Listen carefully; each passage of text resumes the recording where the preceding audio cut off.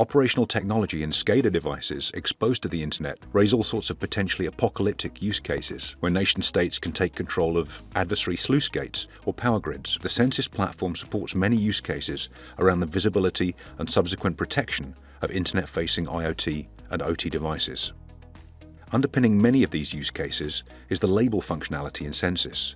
This offers the user the ability to discover assets logically grouped by Censys according to function. So our IoT label gives visibility of devices that may serve attackers as early beachheads into high-value targets. With recent geopolitical events in mind, a good way to demonstrate this is to search for all devices in the Ukraine, and then pivot into the IoT label within Censys.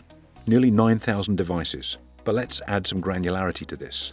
What about specifically cameras, those assets running real-time streaming? RTSP. There it is, a hybrid use case that builds on geographical searching using the segmentation and reporting available within Censys, and then finally drills down to a specific subset of interesting devices.